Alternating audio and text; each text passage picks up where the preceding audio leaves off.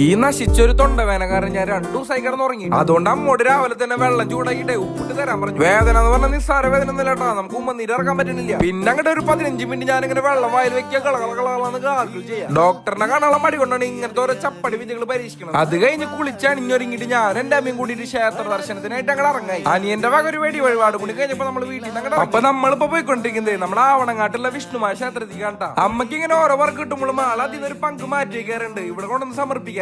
അമ്പലത്തിലൊക്കെ പോയി നമ്മളിന്റെ അടുത്ത് പോകാൻ പോണെന്നുണ്ടല്ലോ, നമ്മുടെ തങ്കത്തിന്റെ വീട്ടിൽ വഴിയിൽ നിൽക്കണ്ടായി അച്ഛനെ കണ്ടപ്പോണ്ടല്ലോ അമ്മ പറഞ്ഞു നമുക്ക് ലോട്ട് എടുക്കാന്ന്. സംഗതി നമുക്ക് പഠിച്ചില്ലല്ലോ, ആൾക്കൊരു സഹായമല്ലോ. അങ്ങനെ നിറച്ച് പച്ചപ്പുള്ള ഒരു വഴി കൂടെ നമ്മൾ നമ്മുടെ മാമന്റെ വീട്ടിൽ എത്തിയിട്ടാ. നമ്മുടെ മെയിൻ ആളവിടെ വന്നല്ലോ നമ്മുടെ തങ്കം. ചെറുക്കന് വരോട് കുറച്ച് ക്രൈസ് ഉള്ള കാരണം നമ്മൾ ഡ്രോയിങ് ബുക്ക് മേടിച്ചു കൊടുത്തു. തങ്കത്തിനെ പേടിപ്പിക്കാനായിട്ട് കൊണ്ടുവന്ന പടക്കം തന്നെയാ, പക്ഷെ ഞെട്ടിതെന്റെ അമ്മയാ. ഇങ്ങനെ ഒരു പേടിത്തൂറിന് ഞാൻ ജീവിതത്തിൽ കണ്ടിട്ടില്ല. തൊണ്ടവേനായിട്ട് തന്നെ തണവില്ലാത്ത നാരങ്ങളാണ് ഞാൻ കുടിച്ചത്. പക്ഷെ വേറെ ടിസ്റ്റ് എന്താ വെച്ചാല് ചെറുക്കന്മാര് നമ്മളോട് പറയണ്ടേ ഇപ്പൊ പേടിച്ചോളൂ. വീട്ടോളം 4 മണി കഴിഞ്ഞ് പുറത്തേക്ക് ഇറക്കില്ല. അത് കാരണം വീടിന്റെ ഉള്ളിൽ ഫുട്ബോൾ കളിയൊക്കെ ചക്കിന് വെച്ചത് കൊക്കിനെ കൊണ്ടൊന്നും പറഞ്ഞാൽ മതിയില്ലേ. ആ പടക്കം പൊട്ടിച്ചിട്ട്